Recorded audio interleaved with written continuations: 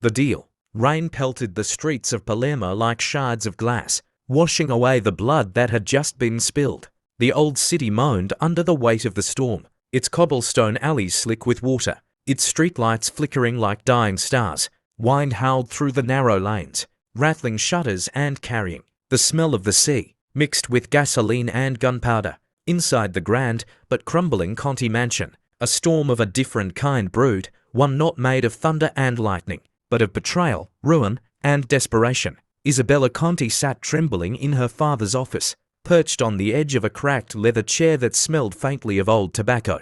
The clock on the wall ticked with cruel patience, counting down the final moments of her freedom. Shadows from the tall windows sliced across her pale face, and her reflection in the glass looked almost ghostly. A girl already fading from her own life. Her delicate fingers clutched the silver locket her late mother had given her, the only piece of warmth she had left in a life, now ruled by debt and disgrace. Inside was a faded photograph, her mother smiling on a summer's day, her arm around a much younger Isabella. It was the only smile she could still remember clearly. Outside, thunder rolled like distant gunfire. Inside, her father was signing away her future with a trembling hand. "You will marry him, Isabella," her father said, voice roughened by brandy and sleepless nights. "Marry who?" she whispered, already fearing the answer. "Matteo DeLuca." The name hit her like a bullet. Everyone in Palermo knew who Matteo DeLuca was, the youngest heir to the DeLuca dynasty, and head of the most feared mafia family in Sicily, ruthless, cold, a man who built empires on blood and silence. His family ran the docks, the casinos, the politicians, the police. Nothing in Palermo moved without a nod from Matteo. Rumor had it he'd killed his own cousin for betrayal. Others said he never smiled, not once, since the night his older brother was gunned down in front of him. And now, she was being sold to him? "Father, please." Isabella's voice cracked as she rose from her chair. "You can't do this to me. You think I want this?" Her father barked, slamming his hand against the mahogany desk. His eyes, once proud, were rimmed with sleepless despair. "You think I'd sell my daughter to that devil if I had a choice? He owns us, Isabella. The ships, the house, the business, everything. This is the only way to save our name. By destroying mine?" she whispered. The words sliced through the room like broken glass. Her father's shoulders sagged. For a long time he didn't answer. He just stared at the rain bleeding down the window, his hand trembling as he poured himself another drink. "You don't understand," he muttered finally. "If I refuse, we lose everything. Matteo doesn't take no for an answer. You'll be protected with him, respected even. It's the only way." Protected, respected, pretty words for a gilded cage. A knock came at the door. The butler stepped in, his voice low and cautious. "Mr. DeLuca's men are here." A chill crept down Isabella's spine. It was happening. Two men entered, dressed in black suits that clung to the dampness outside. They were built like walls, impassive, disciplined, eyes trained to notice everything and react to nothing. They didn't speak much, only nodded politely and handed her father an envelope, the final payment of debt. She assumed. One of them, a tall man with a scar tracing his jawline, turned his gaze toward her. "Miss Conti," he said in a deep voice, "Mr. DeLuca requests your presence tomorrow evening at the cathedral. The ceremony will be small, private. The word should have comforted her, but instead it felt like a cage closing. Private meant hidden, a transaction sealed behind locked doors, far from witnesses and pity. When they left, silence filled the room again. The only sound was the faint ticking of the clock, merciless and steady. Isabella felt the air leave her lungs. She wanted to scream, to run, to throw open the doors and disappear into the storm outside. But she stood frozen, her mother's locket burning against her skin. "It's for the family," her father whispered, not meeting her eyes. "Please, try to understand." Understand? How could she understand being sold? Like a piece of furniture to a man who dealt in fear. That night, the mansion seemed colder than ever. The servants moved quietly through the halls, avoiding her gaze. Everyone knew. Even the air carried the weight of unspoken condolences. In her room, Isabella sat on her bed, staring at her reflection in the mirror. The woman who looked back seemed older, harder. Her once bright green eyes were dull, surrounded by shadows of exhaustion. She traced her fingers down her face, wondering if Matteo DeLuca would see anything in her besides a means to an end. She thought of her mother, the warmth of her laughter, the softness of her voice. Her mother had always told her, "Love is a choice, Bellamere, never a command," and yet here she was, forced into a marriage that had nothing to do with love and everything to do with power. She packed slowly, a few dresses, her mother's books of poetry, the photograph, the locket. She hesitated over a small pistol hidden in the drawer, her late mother's, but left it behind. She wasn't a killer, not yet.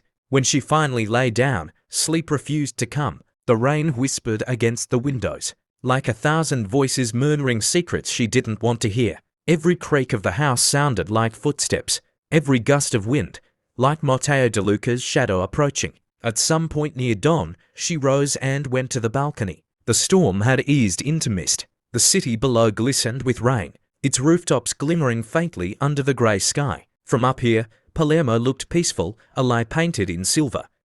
But Isabella knew better. Beneath those quiet streets ran rivers of loyalty and fear, debts paid in blood, promises made in darkness. She had heard the stories growing. The businessmen who vanished after, defying the DeLucas, the women who cried behind mansion walls, the politicians who smiled in photographs but bled in silence. Now she was stepping into that world. Morning came slow and heavy. Her father's driver waited outside the gate, the car engine purring softly. Isabella descended the marble staircase with her suitcase in hand.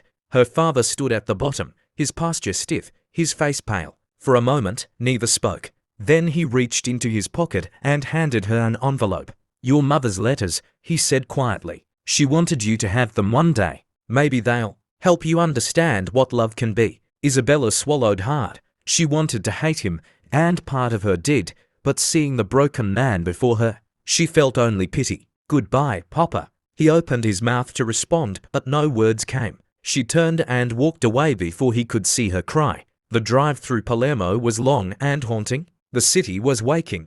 Shopkeepers opening shutters, fishermen hauling their morning catch, children chasing puddles down narrow lanes. Yet every street seemed to whisper her name, to warn her. The car passed the harbour, once filled with her family's ships, now bearing the DeLuca insignia on every hull. Her father's empire was gone, swallowed whole by the man she would soon marry. She tried to imagine Matteo DeLuca. The newspapers painted him as a monster. The gossip described him as a legend. But legends, she had learned, were rarely kind. The driver glanced at her through the rearview mirror. "You're lucky, Signorina," he said softly, perhaps meaning to comfort her. "Mr. DeLuca treats what's his very well." What's his? The phrase made her stomach twist. When they reached the DeLuca estate to deliver the dowry papers, she saw the place that would soon be her prison. The mansion rose from the cliffs like a fortress, its stone walls weathered by centuries of wind and war. Iron gates guarded the entrance. Armed men stood watch at every corner. Through the car window, she caught glimpses of manicured gardens, marble statues, and the restless sea crashing far below. It was breathtaking and terrifying. A man approached, the same scar-jawed guard from before. He opened the door for her and nodded curtly. "Mr. DeLuca regrets he can't meet you today. He's occupied." Occupied? Another polite lie. She followed him inside long enough to hand over the documents. The interior of the house was as cold as its master. Grand chandeliers, portraits of grim ancestors, silence thick enough to drown in. For a brief second she imagined Matteo watching her from somewhere above, unseen. She felt his presence, heavy and inescapable. When she returned to the car, the driver asked quietly, "Do you wish to stop anywhere before tomorrow?" She thought about the question. There were so many places she loved: the harbour, her mother's garden, the old church where she used to pray. But she shook her head. "No, there's nowhere left for me." That night, back in her room, Isabella unfolded one of her mother's letters. The ink was faded, the paper soft with age. "My dearest Bella, if you ever find yourself standing at a crossroad between duty and desire, remember this: courage is not the absence of fear, but the decision to walk through it anyway. Whatever the world demands of you, keep your heart yours." Tears blurred the words. She pressed the paper to her chest, whispering, "I'll try. Mama, I'll try." Outside, the bells of the cathedral tolled in the distance, counting down the hours to tomorrow evening. Each strike echoed through the night like a heartbeat. Tomorrow she would stand before a priest. Tomorrow she would look into the eyes of the man who owned her father's soul. Tomorrow she would marry the man people called the Devil of Palermo, and though she didn't know it yet, that devil would soon learn that even angels, when cornered, can learn to fight. The wedding that wasn't a dream. The cathedral stood like a shadow against the cloudy Sicilian sky, tall, ancient, and unforgiving. Its spires clawed at the heavens, while the storm clouds above hung low, heavy with rain and unspoken omens.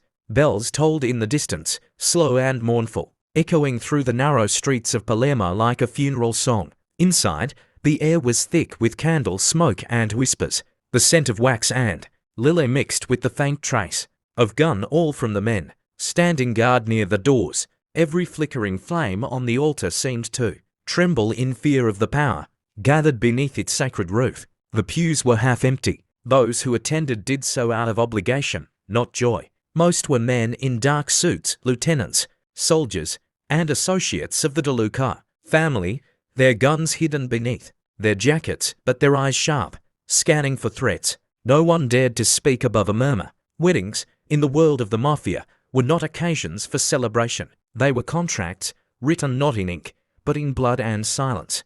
At the far end of the aisle, Matteo DeLuca stood waiting. He was taller than she had imagined, broad-shouldered, perfectly composed, as if he had been carved from the same stone as the cathedral itself. His black suit was flawlessly tailored, the crisp white shirt beneath it forming a stark contrast against his tanned skin. His hair was slicked back, revealing a strong jawline and a faint scar that ran just beneath his right eye. But it was his eyes that stopped hearts and froze courage, cold, grey, and merciless. The kind of eyes that had seen death and learned to live alongside it. And yet, beneath that impenetrable exterior, there was something else, something darker and more human, like a wound that had never healed. As the organ began to play, the heavy wooden doors creaked open, and Isabella Conti appeared. She stepped into the cathedral on trembling legs, her heart hammering beneath the silk of her gown. Her dress was simple but elegant, white silk that clung to her like frost, embroidered at the hem with delicate silver threads. A sheer veil covered her face, though it did little to hide the terror in her eyes.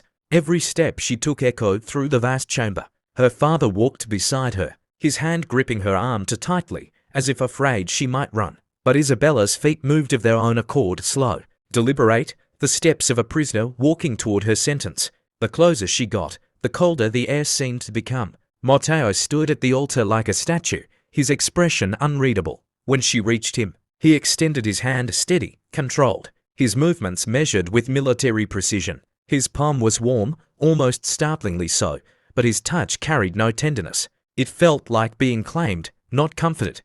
The priest cleared his throat. His voice echoed through the cavernous space. "We are gathered here today in the sight of God to unite these two souls in holy matrimony." Isabella nearly laughed at the word holy. Nothing about this was sacred.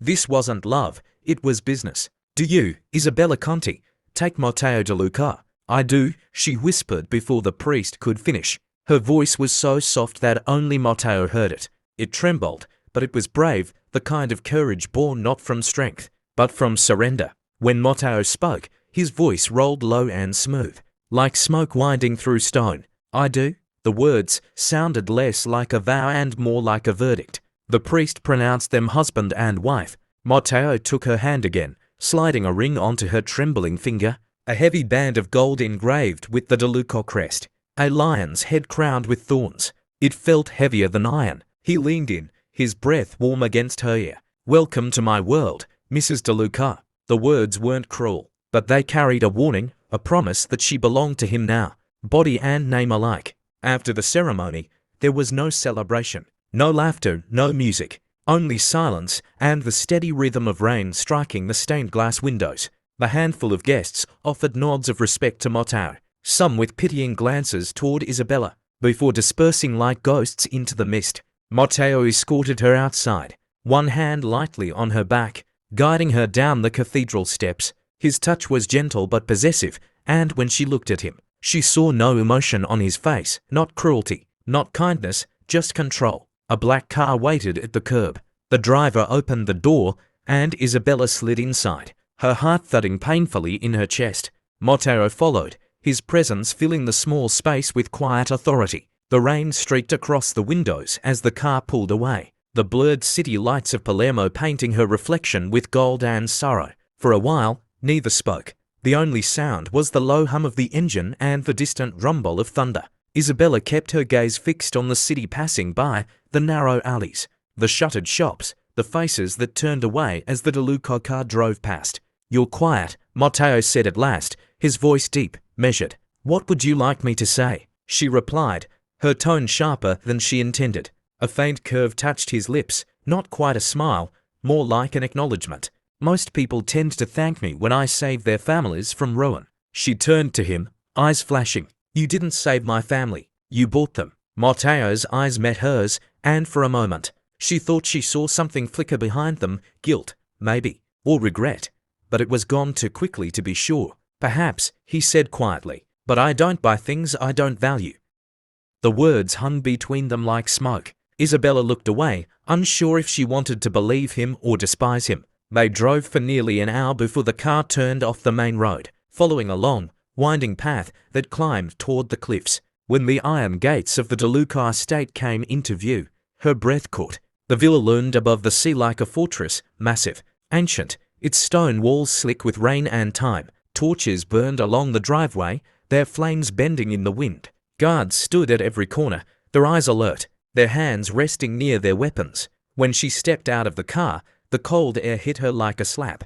The waves crashed far below, wild and merciless, throwing mist into the night. The air smelled of salt, rain, and something metallic, gunpowder, perhaps, or fear. Inside, the mansion was breathtaking, but empty, a palace built by power, not love. Chandeliers glittered above marble floors, casting light on all paintings of grim-faced men and women. Every portrait bore the same name, *DeLuca*.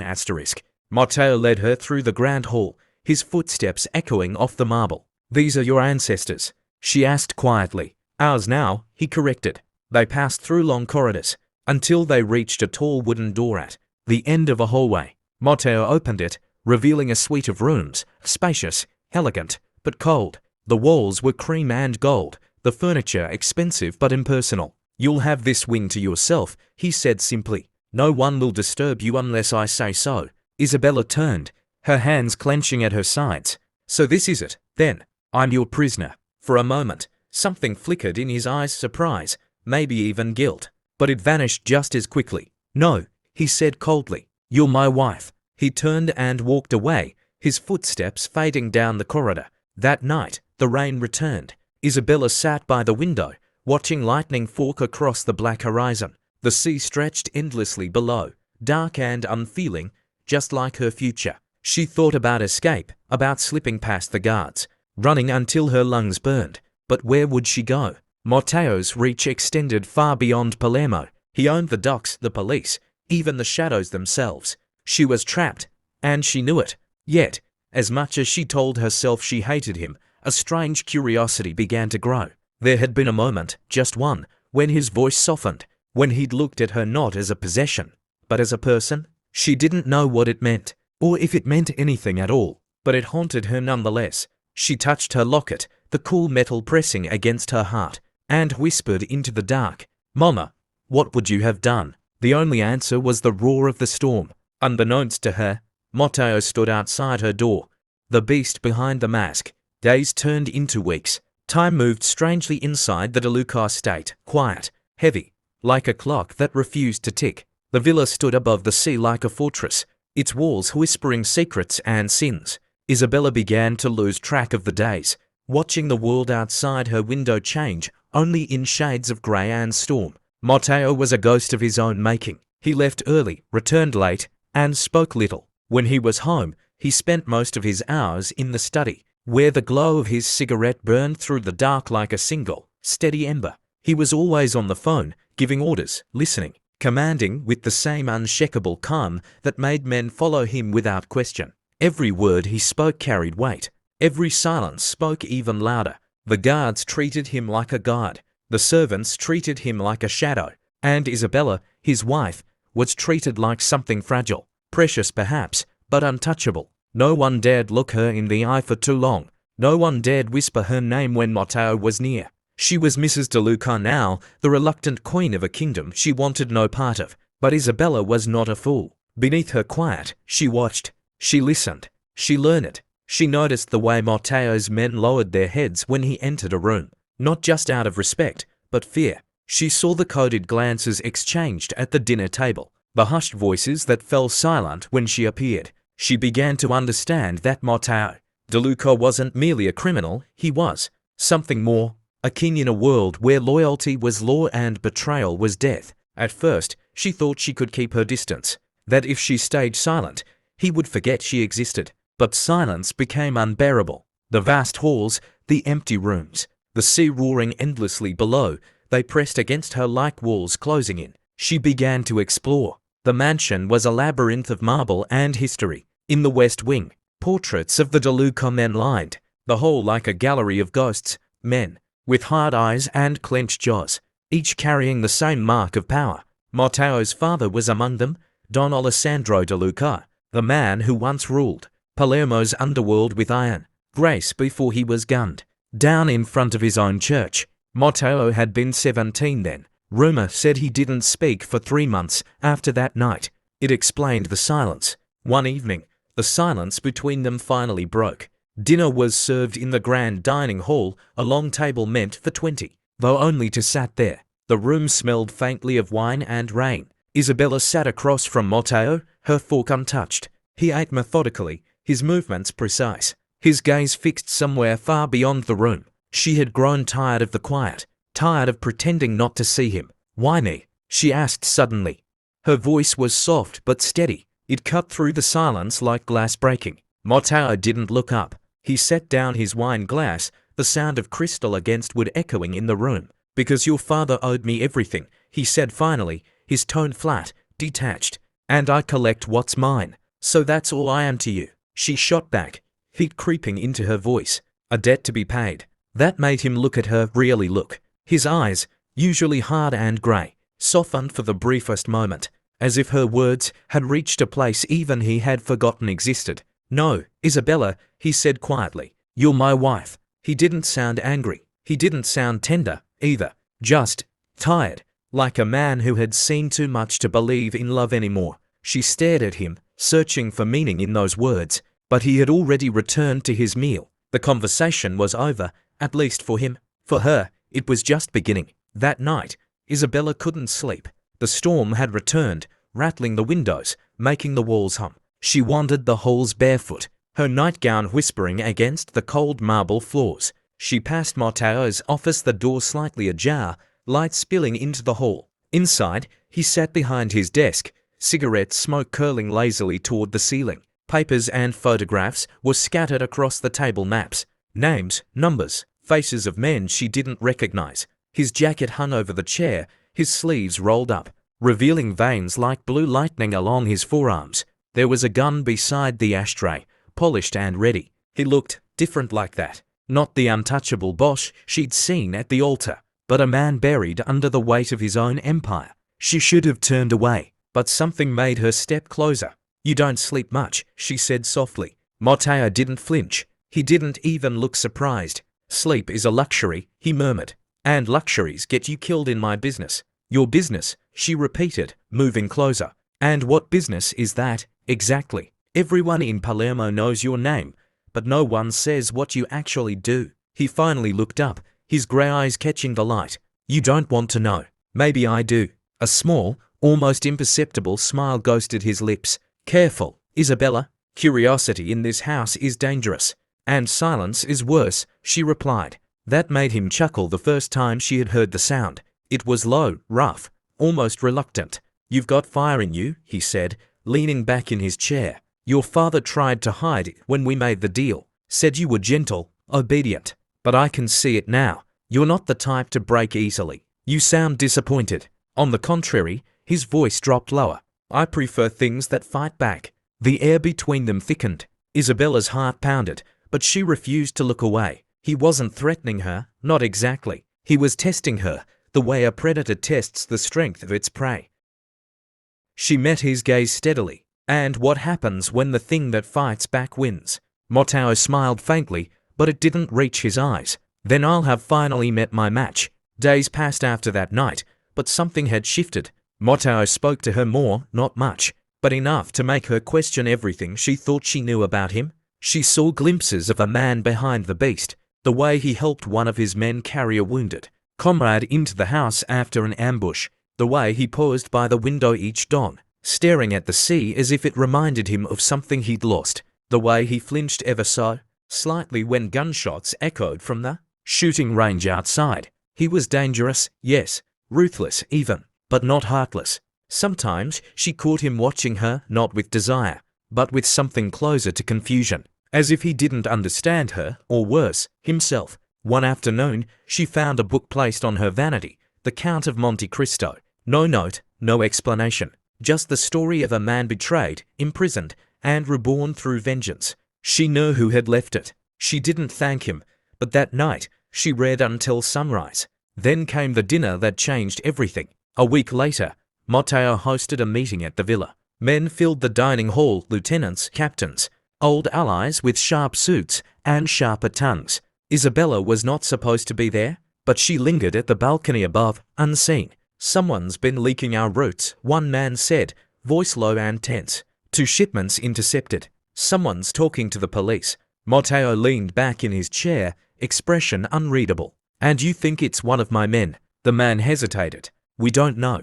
But it started after the wedding." Silence, the kind that burns. Every head turned slightly toward the stairs, toward her. Matteo's eyes flicked upward for a second, almost as if he sensed her watching. His jaw tightened, but his voice remained calm. "Isabella Conti is under my protection. Anyone who doubts that." He picked up his glass and smashed it against the table. "Will answer to me." The room went deathly quiet. Isabella's breath caught. He hadn't done it for love, she knew that. He did it because his word was law. Still, something inside her shifted. For the first time, she didn't feel entirely alone in that house. Later that night, she found him outside on the balcony, smoking under the moonlight. The sea wine tugged at his shirt, and for once, he looked human, not the feared Don, but a man standing at the edge of something he couldn't control. "You didn't have to defend me," she said quietly. He didn't turn around. "Yes, I did. You carry my name now. And no one disrespects a DeLuca, even if I'm just the wife you were forced to marry." He turned then, slowly, eyes glinting under the moonlight. "You think I'd do anything I don't want to, Isabella?" She hesitated, unsure if it was a confession or a warning. "You wanted this." He stepped closer, his voice lowering to a whisper. "I didn't want a wife, but I wanted you." Her heart stuttered. "You don't even know me." "Maybe not," he said, his gaze tracing her face. "But I know strength when I see it, and I know fear. You wear both like armor." She looked away, her breath trembling. "You wear yours like a crown." For a long moment, neither spoke. The waves crashed below, the moonlight spilling silver across the marble floor. Matteo exhaled, his tone softer now. "The things people say about me, Isabella, most of them are true. I've done things that can't be undone, but I didn't choose this life. It was given to me, carved into my blood the night my brother died. Since then, every breath I take is about control. If I lose that, I lose everything." She looked up, meeting his eyes, and saw, for the first time, not the beast the world feared, but a man still haunted by the ghost of who he once was. And for a moment, she understood him. That night, when she returned to her room, she couldn't sleep.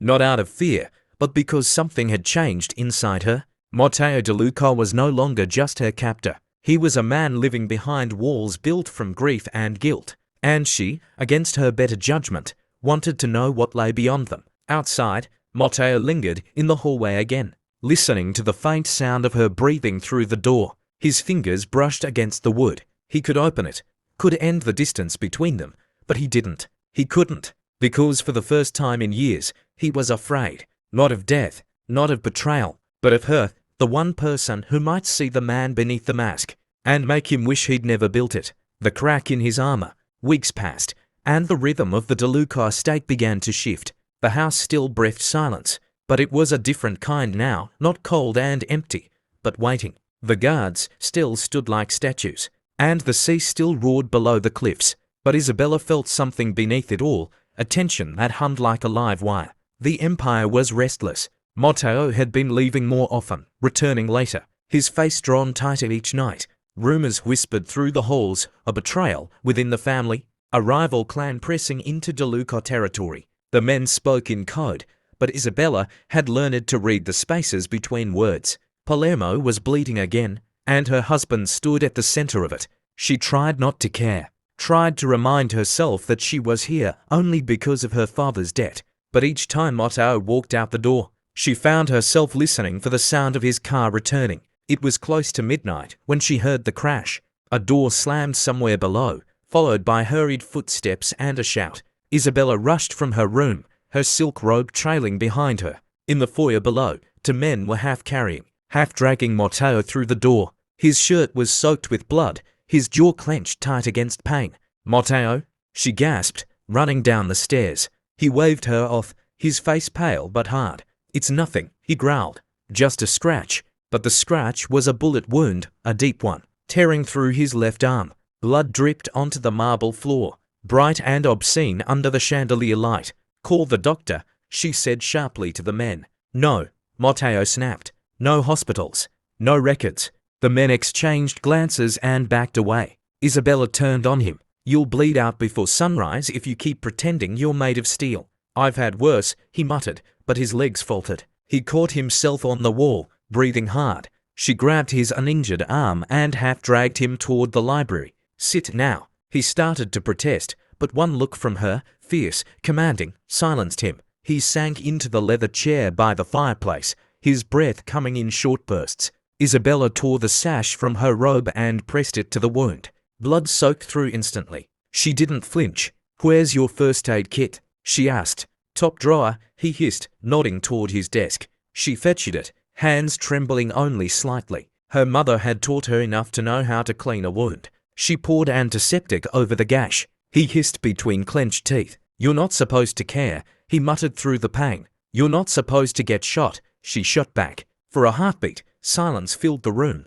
Then he laughed. A low, quiet sound. It startled her more than the blood had. He never laughed. The sound was rough, imperfect, almost human. She tore a strip of her nightgown hem and wrapped it tightly around his arm, tying it off with steady fingers. He watched her as she worked, her brow furrowed, her lips pressed in concentration. When she finished, he whispered, "You have steady hands. Someone has too, since you clearly don't know when to stop playing God." He smiled faintly, his lash lowering. "You'd make a terrible nurse. Too much attitude. You'd make a terrible patient. Too much ego." He chuckled again, then winced. She caught his gaze, saw the exhaustion beneath, his usual steel. His eyes weren't grey tonight. They were storm blue, alive with something she couldn't name. "Thank you," he said softly. "Don't thank me," she replied, standing. "I did it for the floor." But her voice trembled, and they both knew it wasn't true. The next morning, sunlight filtered weakly through the rain-streaked windows. Matteo refused to stay in bed, of course, but the wound had slowed him. Isabella found him in his study, trying to button his shirt with one good hand. "You're impossible," she said, crossing the room. "I've been called worse." She sighed and brushed his hands aside, finishing the buttons for him. Her fingers brushed his skin, warm, scarred, alive, and for a moment, the air between them shifted. She looked up and met his eyes. Neither moved. "You should rest," she murmured. "Rest is for the dead, and you're halfway there already." He smiled, the corner of his mouth lifting. "Maybe you're right."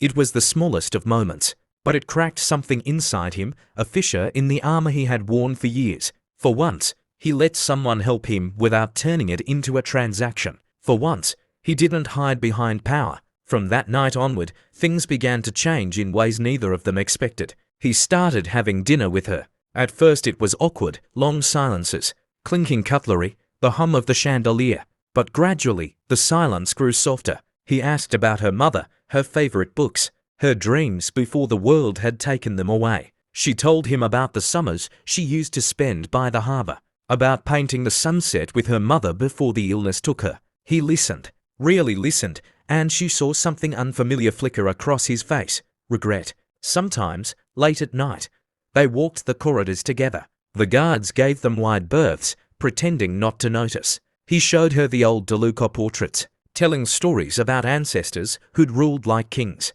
His voice carried both pride and sorrow. "My family built this empire," he said once, standing before a painting of his father, "and I've been keeping it alive ever since. Every deal, every fight, it's all to make sure their ghosts stay quiet." That sounds lonely, she said. It is, he admitted, but it's the only way I know. One evening, as rain whispered against the windows, Isabella found him at the piano in the drawing room. She hadn't even known he played. His fingers moved slowly over the keys, each note low and haunting. It was a song she didn't recognize, filled with grief and longing. That's beautiful, she said softly. He turned, startled, as though he'd been caught with a secret. My mother taught me, he said quietly, before she died. You still remember every note. He looked at the piano again. She used to say music was the only thing that could make a man honest.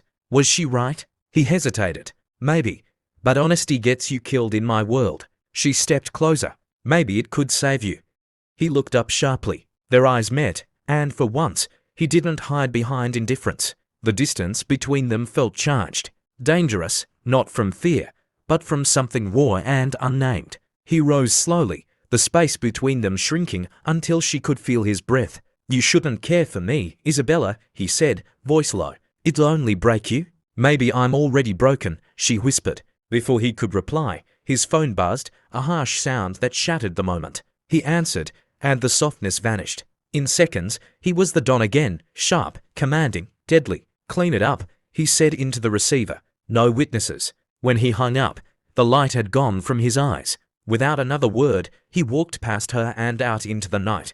The piano stayed silent. Hours later, she found herself pacing her room, unable to shake the image of him walking into danger again. She told herself it wasn't her concern. And yet, when she finally slept, she dreamed of blood on marble floors and grey eyes fading to ash. He didn't come home until dawn. When he did, he went straight to the balcony, watching the sea. Isabella joined him quietly. His shirt was rumpled, his knuckles bruised. For a long time, neither spoke. The horizon glowed faintly with morning light. You killed them, she said softly. It wasn't a question. He nodded once. They killed one of mine. There's no mercy in this world, Isabella. Only balance. And what about peace? He gave a small, bitter laugh. Peace doesn't exist for men like me. She stepped closer. Maybe it could, if you stopped fighting ghosts. He turned toward her, eyes weary. You don't understand. I am the ghost. Her throat tightened. Then maybe it's time someone reminded you you're still alive.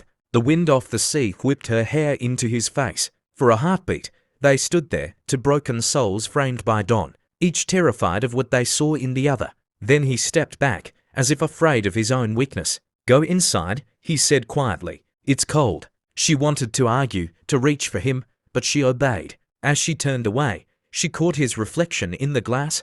Matteo DeLuca, staring at the horizon like a man who'd forgotten how to hope.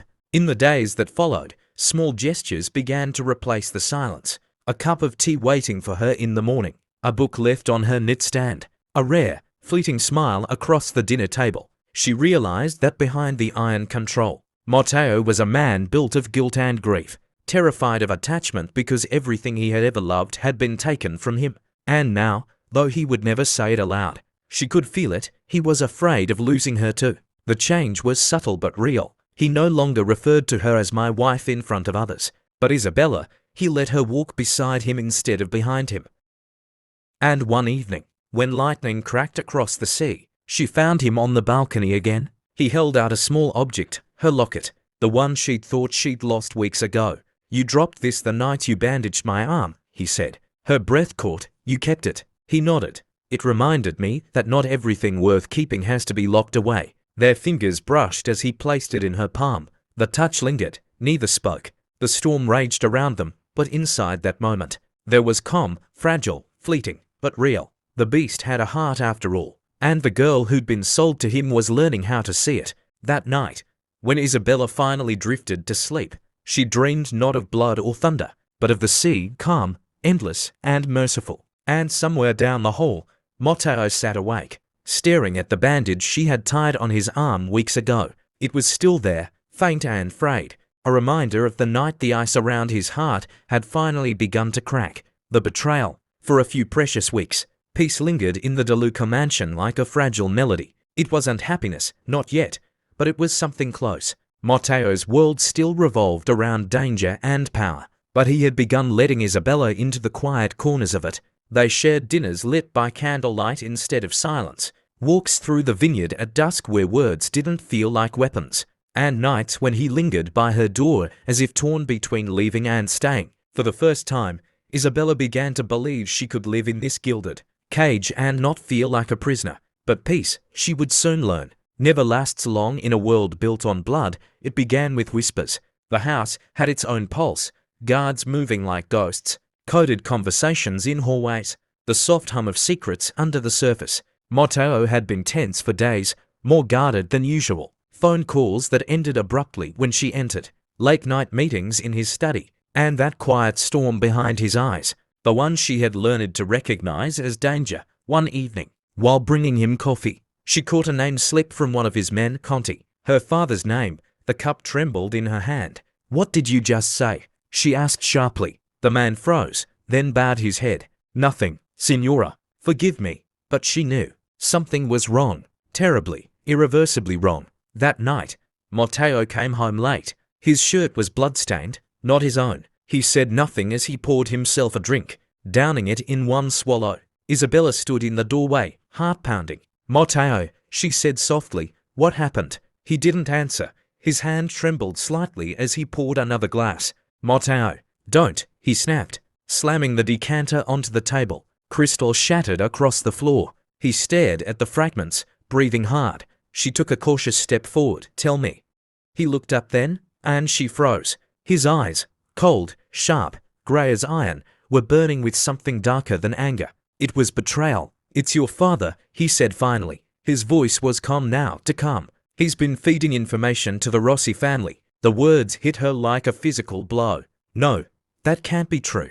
"It is true." Matteo's jaw flexed. "He met with Lorenzo Rossi 3 nights ago in Naples, promised him access to our supply routes, safe houses, codes, in exchange for protection and money." "You must be mistaken," she whispered. "He wouldn't, he couldn't." "He did." Matteo's hand curled into a fist. "He sold me out, Isabella. Sold us out." She shook her head violently, tears filling her eyes. "He's not a traitor, he's desperate. Matteo, you took everything from him, his company, his reputation, greater than. He took that from himself." Matteo cut in sharply. "I warned him to stay away from the families. He didn't listen." "Please," she begged, stepping closer. "Don't do anything rash." "Rash?" His laugh was hollow, bitter. "Do you have any idea what betrayal means in my world? It's death, Isabella, always death. He's my father," she cried. "And he's my enemy now," Matteo snarled. "He gave information that could get my men killed. That's not something I can ignore." He turned away, chest rising and falling in harsh rhythm. Isabella fell to her knees in front of him, grabbing his hand. "Please, Matteo, please, don't kill him. He's old. He's frightened he made a mistake. I'll talk to him. I'll fix it. Just don't do this." For a long moment, the room was silent except for the sound of the rain outside and their uneven breaths. Matteo looked down at her. This woman who had once been nothing more than a business transaction, now on her knees for a man who had betrayed them both. His eyes softened for just a heartbeat, and that softness was his undoing. He turned away. "For you," he said finally, his voice low and raw, "I'll let him live." She gasped, relief flooding through her. But before she could speak, he continued. "But he'll never set foot in Sicily again. He'll be exiled, watched, stripped of every connection. The next time he crosses me, there won't be mercy." Isabella covered her mouth, tears spilling freely. "Thank you," she whispered. But Matteo didn't reply. He poured another drink, his back still turned. And though he had spared her father's life, Isabella knew something else had died that night, the fragile trust they had built. Her father was gone by morning. Matteo's men had escorted him to the docks before sunrise. By the time Isabella woke, there was only a letter left on her dresser. * My dearest Bella. * I did what I had to. I couldn't let him control everything. I thought I could outsmart him. But I was wrong. Don't hate me, my sweet girl. Don't forget that I tried to save us both. * love always, Papa. She read it a dozen times until the ink blurred with her tears. When Matteo entered the room, she hid the letter quickly. He didn't need to see more of her brokenness. "He's gone," Matteo said flatly. "He won't trouble us again." "He's my father," she said quietly, her voice hollow. "You call that trouble?" He sighed, pinching the bridge of his nose. "You don't understand, Isabella. I showed mercy. That's something I haven't done in years. And I'm supposed to thank you for it? He met her gaze. No, you're supposed to understand why I did it. She looked away. I don't know what to understand anymore. For days, she barely spoke to him. She took her meals alone, avoided his study, ignored the guards' curious looks. Matteo gave her space, perhaps out of guilt, perhaps because he didn't know what to say either. But the silence between them was heavy, aching with all the words they couldn't say. He had done it for her. She knew that. And yet, part of her couldn't forgive him, not for exiling her father, not for making her a part of his brutal world. She hated herself more for understanding him. At night, she would stare out at the dark waves and think of the man her father had been before debt and fear turned him into something small. And then she would think of Matteo ruthless, dangerous, yet capable of mercy when he shouldn't have been. Somehow, she realized with terror, she didn't just understand him anymore. She loved him. It happened quietly, like a secret whispered to her heart. She saw it in the way her pulse quickened when he entered a room, the way she found herself listening for his voice down the hall. She saw it in how she missed him when he was gone, in the way her anger melted when she saw the exhaustion in his eyes. It wasn't supposed to be this way. She had been forced into his world, his bed, his name. But somewhere along the way, she had seen the man beneath the monster, and that was far more dangerous than his guns or his empire. One night, unable to bear the distance any longer, she went to his study. He was sitting by the fire, a glass of whiskey untouched beside him. The light cast shadows across his face, softening the edges of the man everyone else feared. You shouldn't be awake, he said without looking up. Neither should you. He glanced at her then, one brow raised. Can't sleep. She hesitated. I keep thinking about him. He nodded slowly. So do I. That surprised her. You do. He wasn't the first to betray me, but he's the first I let live. Silence stretched between them. The fire crackled softly. You did it for me, she said finally. Yes. Why? He turned his gaze toward the flames. Because I couldn't bear to see you break.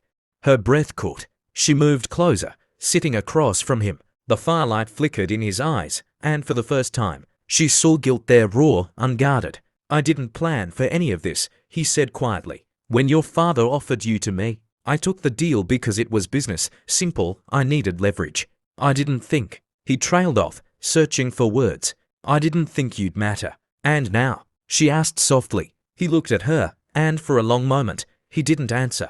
Then, barely above a whisper, now you're the only thing that does. Her heart stuttered. The air felt too thick, the silence too intimate. She wanted to speak, to tell him she felt the same, but the words caught in her throat. Instead, she reached out, placing her hand over his. His fingers twitched, then curled around hers. For the first time, there was no mask, no walls, just two souls scarred by the world, clinging to each other in the quiet between storms. But peace in the DeLuca world never stayed for long. The next day brought news that froze Matteo's blood. The Rosses had struck. One of his warehouses had been burned to the ground. 3 of his men were dead. He gave them more than roots, Matteo said, voice like steel. Your father gave them our supply chains. Isabella went cold. No, he wouldn't. Greater than. He did, Matteo said grimly. And now every enemy in the city knows where to hit us. He grabbed his coat, fury barely leashed. It ends tonight. She stepped in front of him, trembling. Matteo, please don't let this destroy you. It already has. You can't fight the entire city. Watch me. He brushed past her, but she caught his arm. Please, she whispered. I can't lose you. That stopped him. For the briefest second, he looked at her, truly looked, and all the rage in his eyes gave way to something softer. He lifted a hand, brushing a tear from her cheek. Then pray for me, Bellamere. And with that, he was gone. The hours that followed were endless. Gunfire echoed faintly from somewhere in the distance, the sound of Matteo's war. Isabella paced the halls, heart pounding, every minute stretching into eternity. When he finally returned, blood spattered his coat, but his eyes were alive. It's done, he said quietly. The Rosses won't rise again. She rushed to him before she could think, wrapping her arms around him. For a moment, he stiffened. Then he held her back, his breath hot against her hair. You're safe, he murmured. As long as I live, you'll always be safe. And it was then, in the arms of the man she had once sworn to hate, that Isabella realized the truth she could no longer deny. She loved him completely, hopelessly, dangerously. But in a world like his, love was never without a price. And somewhere deep in her heart, She feared the dead had only just begun. Love in the shadows. For the first time since their forced wedding, the DeLuca mansion felt like a home. Not because it was filled with laughter, but because it was no longer silent. The halls, once echoing only with the heavy footsteps of guards and the whispers of men plotting in the dark, now carried softer sounds. The murmur of Isabella's laughter when Matteo made a rare joke, the faint melody of piano keys drifting from her room, the clink of glasses shared at midnight dinners neither of them planned. The war with the Rossi family had ended brutally, decisively. Matteo had emerged victorious, but not unscathed. Power had its cost, and it was written in the sleepless lines around his eyes. Yet in the quiet after the storm, something within him began to shift. The man who once spoke only in orders and threats now lingered beside her, wordless but present. The shadows that haunted him seemed to retreat whenever she entered the room, as though her very presence was a kind of light he didn't know how to live without. Their relationship didn't change overnight, it evolved, cautiously, like a flower blooming in winter. Matteo began to trust her, not just with his house, but with his silence. He shared the things he had once buried beneath his armor, the nightmares that woke him drenched in sweat, the memory of his brother dying in his arms, the guilt of every life taken in his name. One night, she found him standing on the balcony outside his study, a half-smoked cigarette between his fingers, his shirt unbuttoned just enough to reveal the scar that crossed his chest, a long, pale line like lightning frozen in skin. "That one," he said when he caught her staring, "wasn't from a gun. It was from a betrayal." She walked to him slowly. "Who betrayed you?" "A man I once called brother," he said. "I spared him once. He didn't return the favor." She reached out, tracing the scar with gentle fingers. "And you still saved him." Matteo smiled faintly, the kind that never reached his eyes. "I killed him." Her breath hitched, but she didn't step back. Instead, she laid her palm flat against his chest, over his heart. "You've done terrible things, Matteo," she whispered, "but I see the man behind them." "And what do you see?" he asked quietly. "A man who wants to be free." His eyes softened, and for a moment, the weight of his world seemed to lift. Days turned into nights, nights into weeks. They began to share more than conversation. They shared their routines. Matteo would join her for breakfast. In the garden, when the sun broke through the clouds, Isabella tended to the roses there, reviving the plants that had been left to die long before she arrived. Matteo often watched her, the contrast between her softness and his own hardness, a reminder of how fragile peace could be. "Why do you like flowers so much?" he asked one morning, sipping his espresso. She smiled faintly. "Because they bloom even after being cut." He looked at her for a long time, his gaze unreadable. "Like you," he said finally.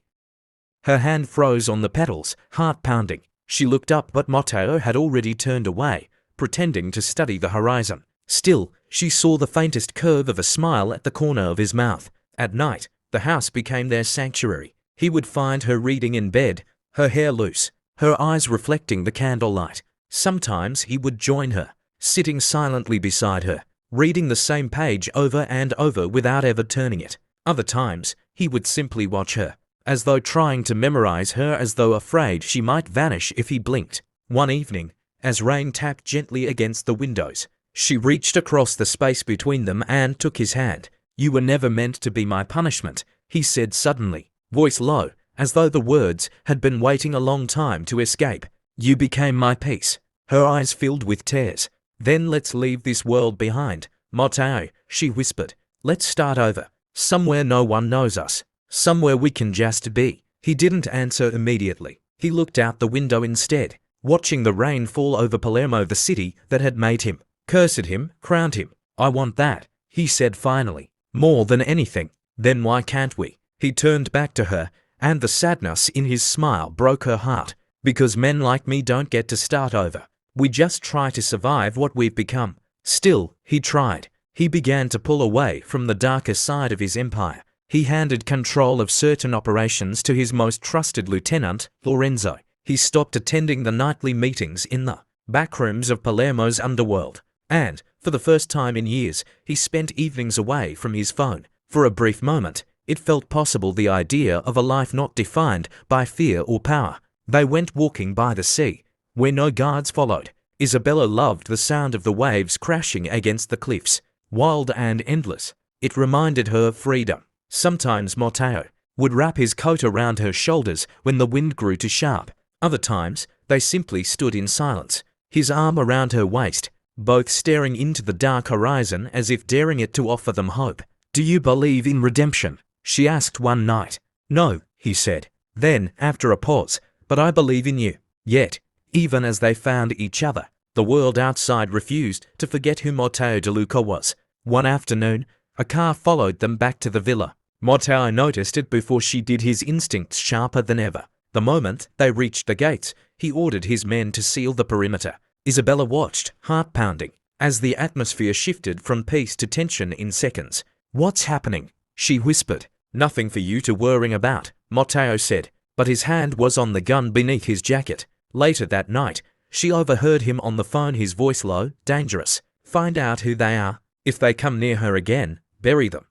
They ran through the halls together, dodging falling beams and gunfire that cracked the night open. Matteo shot the lock off the side door and pulled her into the courtyard. The garden, her sanctuary, was now a battlefield. The fountain was cracked, the roses burning. Bodies lay scattered like fallen leaves.